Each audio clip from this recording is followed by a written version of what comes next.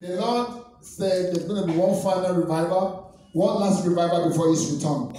So, are you ready? Are you going to be among those people that will be ready for the revival? Are you ready? Yes.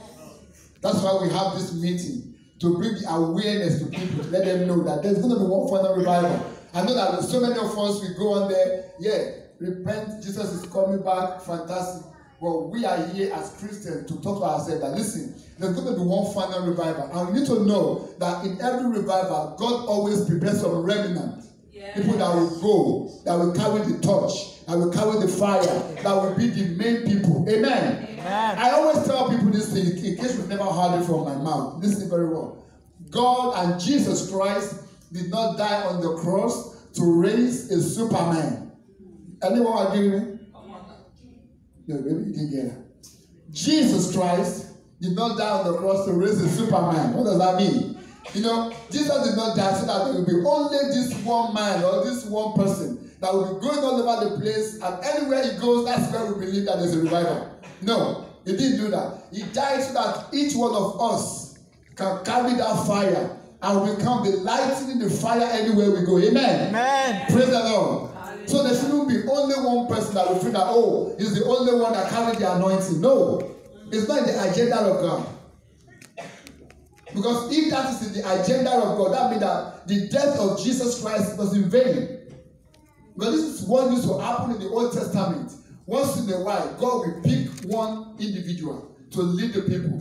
But when Jesus died on the cross, he opened, he broke the veil for all of us to have access into the things of God. That's why the Bible says, for as men that receive him, to them he gave them power to become the sons of God. Hallelujah. Amen. And you know what son does? Maybe I don't know. You know what sons and daughters, what they do?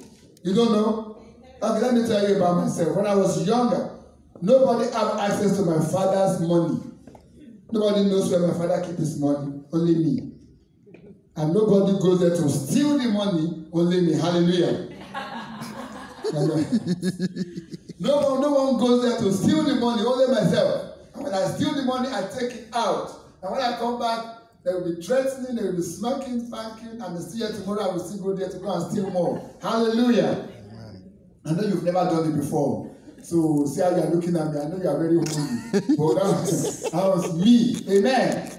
Praise the Lord. Amen. But you see, a son or a daughter, you have access to the thing that belongs to your father. You can take it.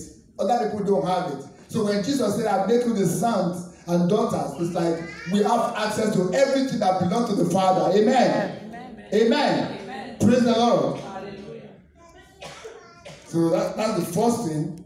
And the second thing is that also in this end time, there will be another spirit that will be flying around, called independent spirit. Hello, are we together? Yes. So the power of God, the spirit of God will be so mighty. People will begin to walk in the power. There will be so many miracles. Even a child will begin to move in the power of the Holy Ghost. Amen. In this end time. Amen. You understand? But then there will be another spirit called the independent spirit. Will be so mighty that people will feel that because I now can pray for the sick, and the sick get healed, I don't have to do anything with you. So every day there will be all this little ministry, and they will not work together. There will be another spirit that will be available in this end time. And that's why we have this kind of meeting, to be able to warn each other. Even though as we come here tonight, we're going to believe God for a fire, for a new touch of fire in ourselves. But then, do not fall into that category of people with that independent spirit that will say, because now I can pray for the sick, I have the gift of healing, I have the gift of prophecy, so therefore let me go and start my own little thing. You don't want to work with others. There's going to be a lot of that in this end time as well. Now listen, and I'm not saying these are false prophets. I'm not even talking about the false prophet. There will be so many false prophets. I'm talking about born-again Christians. Everybody will receive the fire, but there will be a spirit, independent spirit, that will be moving in the midst of the born-again Christians. And will not allow them to be able to come together. Because Jesus Christ said, Father, that they may be one as we are one. Because it is in becoming one that the glory is manifested. But the spirit, this independent spirit will not allow them to work together. Amen. Amen. So I want you to just take note of those two words. Those are the word of God, the prophecy. I didn't call it prophecy, but I believe it's the word of God for this end time. Yes. Please note that.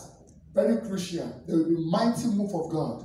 Mighty move of God. Amen. It will be released. Even tonight as we pray, we see many of you go home. Some of the gifts you don't believe you have will be activated tonight. Amen. As we pray. Amen. You understand? And let me give you another testimony.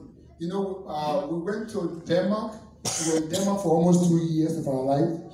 And one day my wife was organizing a meeting with some women.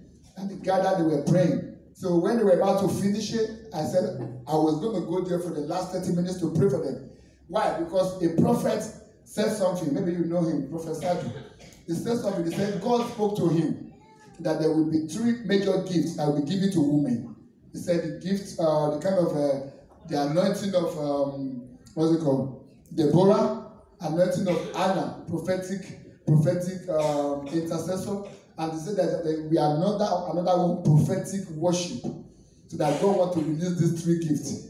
So I went there that day, to tell the women that this is what the man of God said, and I believe that. So as we pray, and they were praying, and as we were telling them to receive, many were manifesting what's going on. People were shouting, screaming, some of them were feeling fire in their body, everything was going on. But there was a woman there, she was not feeling anything. She was just praying, And she had told me before that, you know what, I love to be a prayer, I love to be an intercessor, I want to pray for the church. But we didn't see anything going on in her. But the rest of them were manifesting. And later after the whole program, the second day, she now called me. She said, hello sir, Pastor? I said, yes. He said, I was in a dream, or maybe in a vision, and I saw people coming after me, and I began to run. I was running, and then I ran to a place, there was no place to go there, I began to elevate. You know what happened? We began to go up, like elevate. And she looked at me, she asked me, sir, have I been initiated? That was the question she asked. And I said, but you asked for it. You said you wanted it. And out of everybody that was shouting was only our testimony. So what I'm saying that tonight, as we're going to be praying for the fire, don't just be carried away by what you feel in your physical body alone, but let that fire go into your heart. That will change something. Amen. Finally, on the day of Pentecost, when the fire came, there were 2 kinds of fire that fall upon them. Let's open Bible before you say this guy talk too much without Bible. So let's so Acts chapter 2. Let me just show you something quickly. I've got so many things, but let me just show you something here. We love to keep to time. So whatever time we say. So now, chapter 2. And then I'm going to read from verse 2. Acts chapter 2 from verse 2. It said, and suddenly there came a sound from heaven as of a rushing mighty wind, and it filled all the house where they were sitting. And there appeared unto them cloven tongues like of fire, and it sat upon each one of them. And they were all filled with the Holy Ghost, and began to speak with other tongues, as the Spirit gave them utterance. Amen.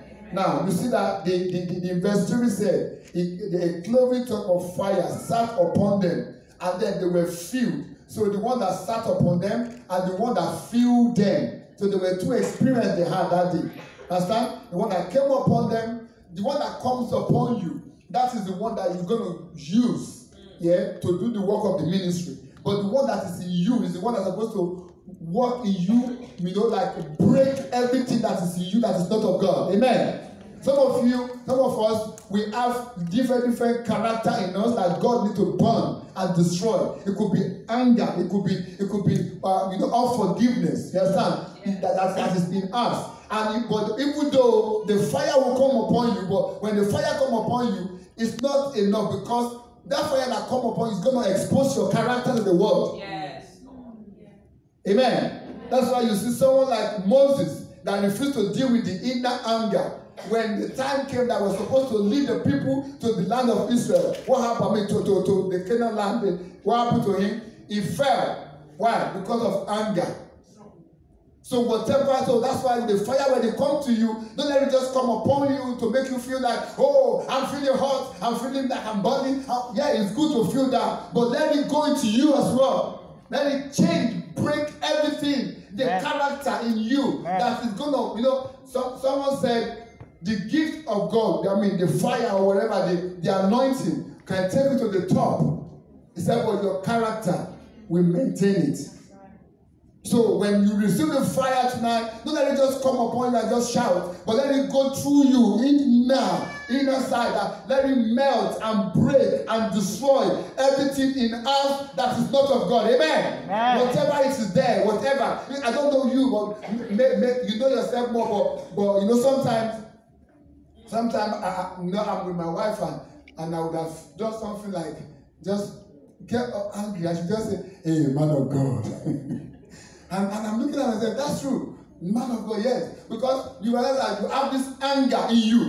And that fire is not supposed to just be shown to the world that, oh, I carry fire. No. We're supposed to walk and break things inside, destroy, melt every anger. That's why on that day, 2 experiences. Fire came upon them, and then there was one that filled them. The one that go inside of them, it works inside. Amen. Let God work in us tonight. Hallelujah. Amen. So as the word of God is going to be coming forward, open your heart. Don't just open to receive fire outside, but receive fire within. Hallelujah. Amen. Hallelujah. Amen. Do you understand what I'm saying? Yes. Please. Because, I said that was the last one. Well, I will say one more story.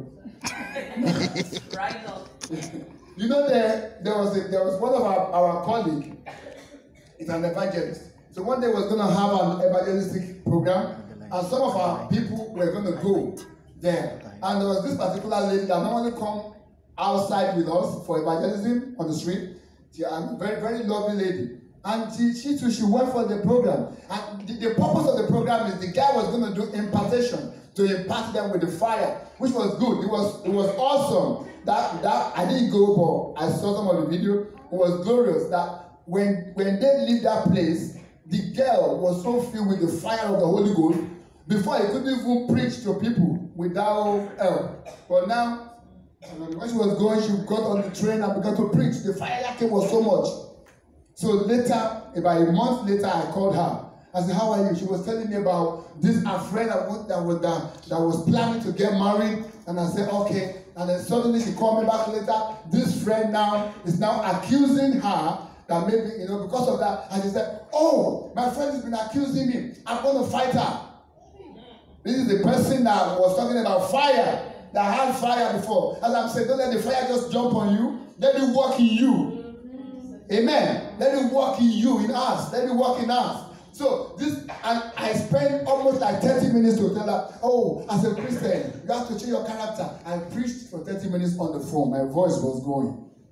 So when I finished, the next message I got from her that, oh, please pray for me. I'm going to fight my friend. The police are after me now. You see that? Fire. But what's the purpose of getting that fire and it does not do anything within? So don't just wait and just receive the fire on your body alone, but let it go into you and deal with our characters. Yes. Amen. Amen. Amen. Let it deal with us. Let it break. Any addiction. Some of us are addicted to maybe a little bit of alcohol. Maybe not 100% not alcohol, but a little bit of alcohol. And oh, let me just drink a little bit of alcohol stuff here. But hey, maybe let that fire come and burn that addiction. Amen. Amen. When we were in Denmark, we realized that even though you are born again, you see people, evangelists, they will go on the street in Denmark. And after they've played guitar and sing, they will now take out they will think, what are they drinking? They will just bring out the cigarette. And they will put the cigarette and they will be smoking. Because to them it's not a big deal. But me, when I saw it, I was shocked. I said, is this guy part of the evangelism team? Yeah. So because you see, they have the fire to go and evangelize, but the fire hasn't done any work in them. You need to do something, you need to change you need to break the addiction. Take those things, change things around you. Amen. Amen. Praise the Lord. Amen. So that's all I'm going to say today. But maybe we're going to talk more later on. But for now, I don't know whether Evangelist Joseph is ready. We're going to call them to just come and